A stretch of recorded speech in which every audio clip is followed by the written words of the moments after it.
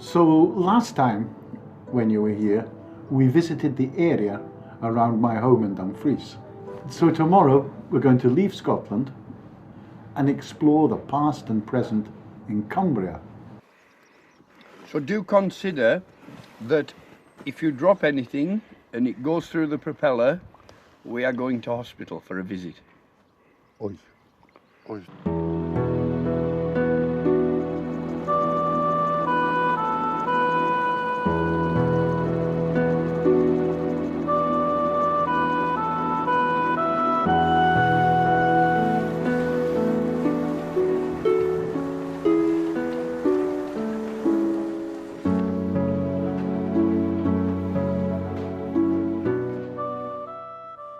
Cumbria borders Scotland.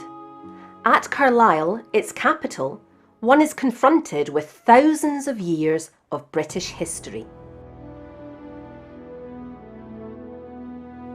Carlisle Castle's massive sandstone outline has been a fort for 900 years and still housed a regiment of soldiers until 1959. The most besieged castle in England, a symbol of royal prestige as a stronghold against the Scots.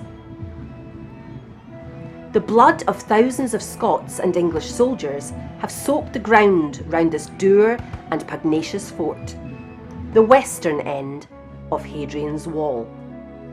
Built by the Romans as a recognition of its abandonment of its conquest of Britain. Not just a fortification against the barbarians of the north, but a means to control the frontier by creating gates to control immigration, smuggling and customs. For 300 years, the Romans lived peacefully in the area with settlements, taverns and shops across the wall's 73 miles. It's incredible.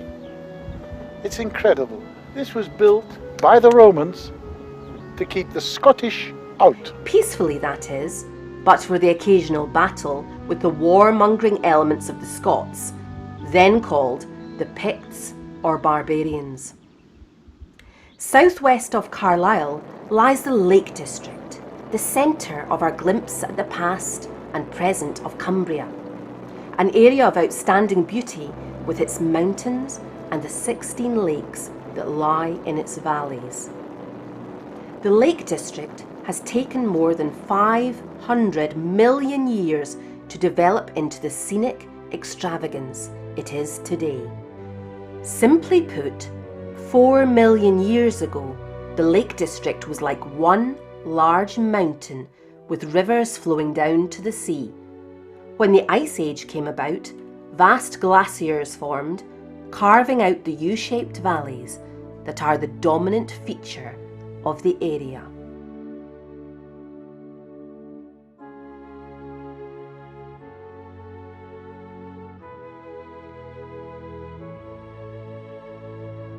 The 16 million visitors who come to the lakes every year are struck by the beauty, grandeur and variety of the scenery.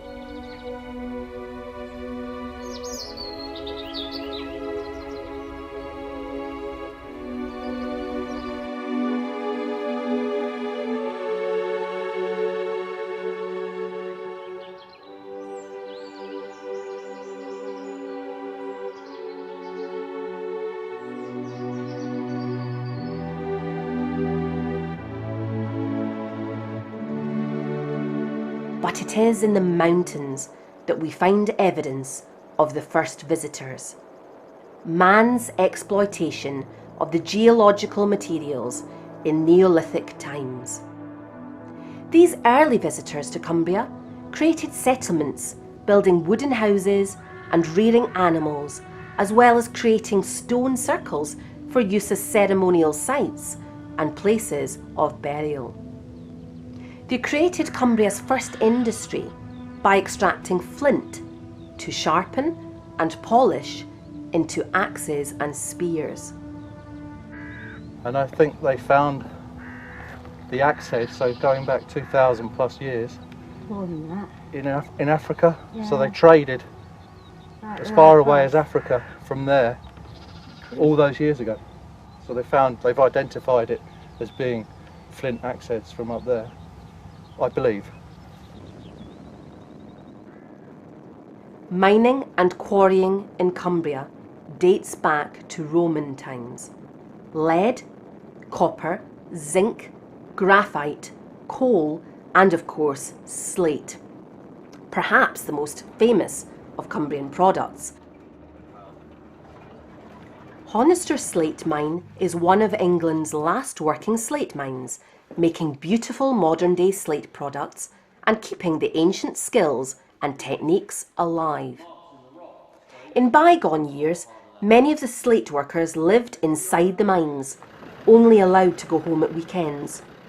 Large blocks of slate were blasted and extracted from deep down inside the mountains, dragged and manhandled to other underground chambers where the skilled workers split the slate to the desired size and finish.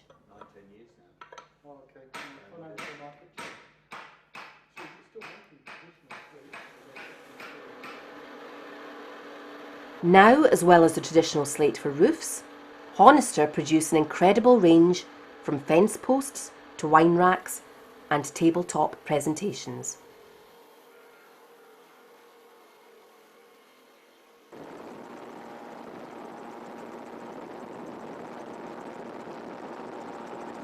A few miles down the road, the Scar of Thrakeld quarry cuts into the hillside.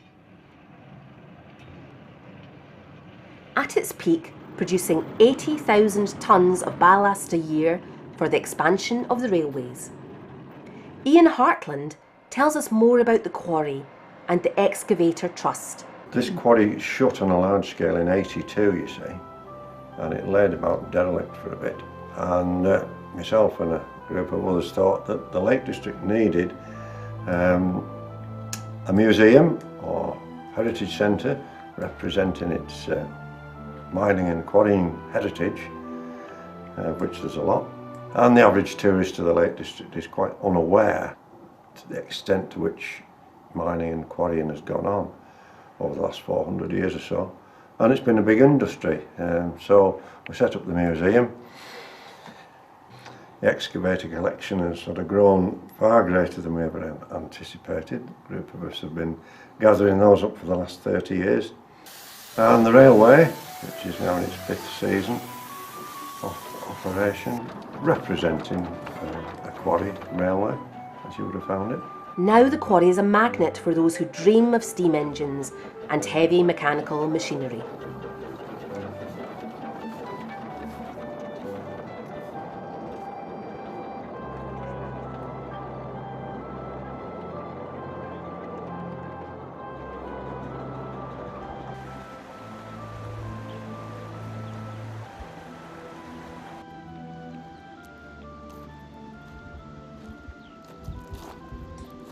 I wondered if these clear waters are good for fishing.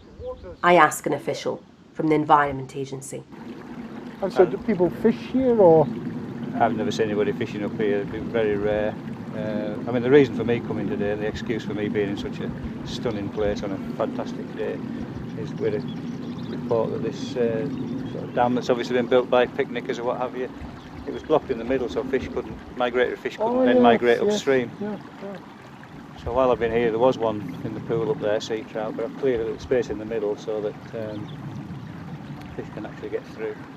So how big are the fish that Well, the one that was in there was it'd be a good foot long, yeah.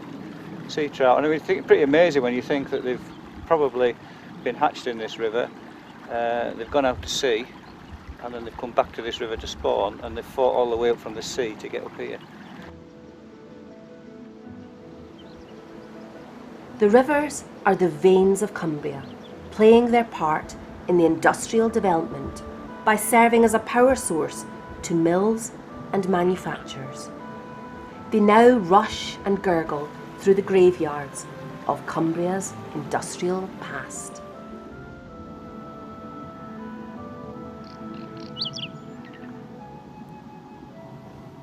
The silence is absolutely incredible. And we're standing here in Cumbria's past, quarrying. There seem to be miles of piles of stone, waste, what was left over, now with trees growing up. All that shale is the waste from these enormous quarries. You can still see the huge slabs of slate, deep down to deep pools of dirty brown water, which will go even deeper. Now the habitat of birds, but before an area of employment of hundreds of people. The rivers were the power source for Cumbria's bobbin manufacture, a symbol of the Midlands textile industry, which at its peak employed some 150,000 people. Cotton from the slave-worked fields of America pouring into Liverpool to factories in the Midlands. In one town alone, 20 million bobbins would be used per year. At the Stott Park, just south of Windermere, a unique survival of the bobbin industry survives. Closing down in 1971, it has been restored to its working state by English Heritage. The wooded slopes of birch gave the landowners of Cumbria another rich source of income, and hundreds of these factories dotted the landscape. Now the way they were paid by the gross, it was piecework. So for every piece that they cut, then they get paid. Now if you were sat on this machine, you were a blocker, you were doing the same thing all day long. Now I think I'd lose counting up to 244 if I was working 10 hours a day, and a lot of them probably couldn't even count up to that number because they'd not had a formal education. So they learnt how to count up to 12. Took the 12th one out, put it on the side. Count up to 12 again, take the 12th one out, put it on the side. When they've got 12 on the side, you know they've got the gross. And that's how they used to get paid.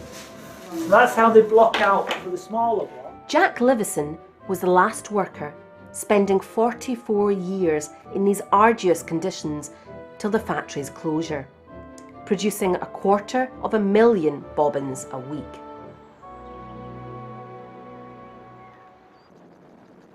The factories, quarries and mines employed thousands and brought great wealth to the landowners in Cumbria. They built great houses and amassing huge fortunes and vast estates. Typical of these were the estates of the Fleming family at Rydal, who owned most of the land and houses around Grasmere area.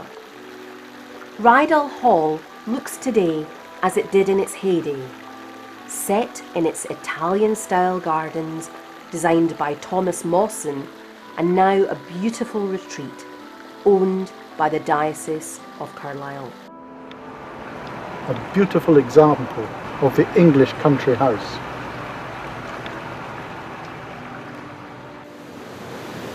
Down there, underneath a waterfall, is a little house, and that house was built in the 17th century, and its only purpose was for people to go and sit in, write, contemplate, draw, a little place of peace.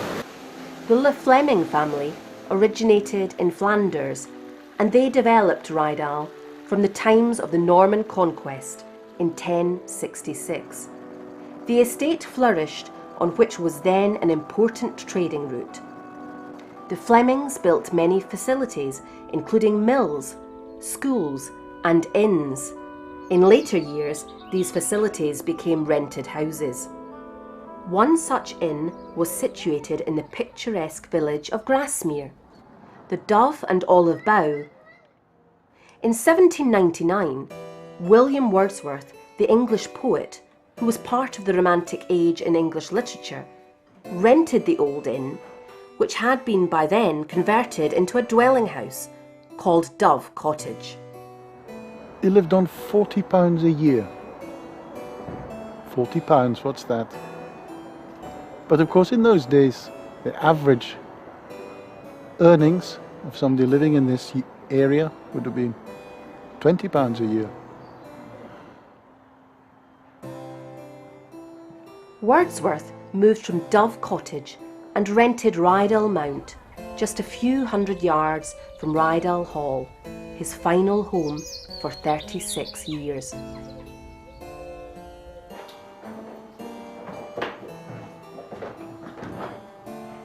So this was Wordsworth's final home.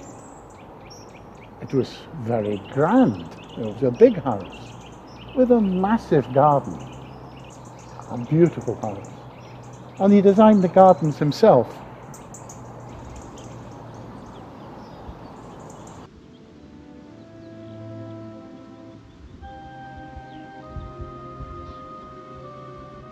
Wordsworth walked some 3,000 miles in this countryside. They say it is where he got much of his inspiration. And you can see that. Everything is about you. The past, the present. And now, millions of people come here to do precisely what he did. Walking in the mountains, bicycling, riding. All the country pursuits. We owe Wordsworth more than just poetry. We have a club fell race up to summit of Ling Moor and back to the campsite, and everyone guesses their own time, and the nearest person to the time they've guessed wins. How many miles is that? Oh, it's only about 3.5 miles. Not only those who are invigorated by the more physical pursuits love the majestic panorama. Mountain artist Joy Grindrod is one of the many local artists who eke out a living from this living canvas. I've grown up in the Lake District. I was born here, and I've always been surrounded by mountains and, you know, the lesser populated regions, and I just it's in the heart.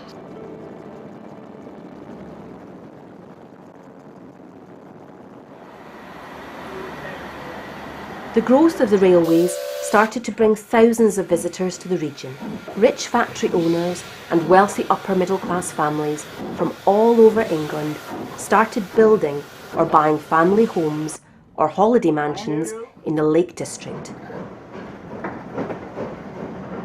Not so typical of these homes of the wealthy, but a wonderful example of Victorian lavishness, is the mock Gothic castle sitting on the shores of Lake Windermere, with turrets, towers and informal grounds.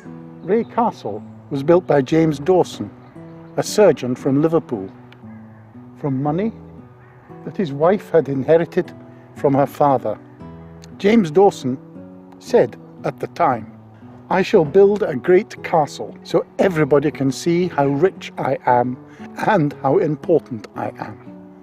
The Lake District is full of icons to its splendour. One such is the Bridge House in Ambleside.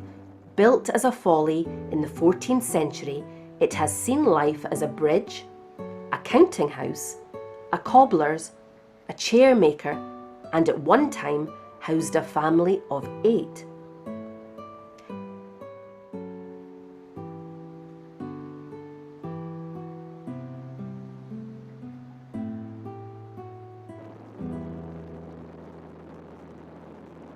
Cumbria is now one of Europe's top 10 rural tourism destinations, offering visitors every type of outdoor pursuit or just enjoying the many lakes.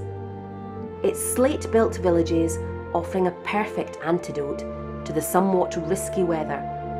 But what else could one expect from this green and pleasant land? Its narrow, high-walled roads, a challenge to their visitors.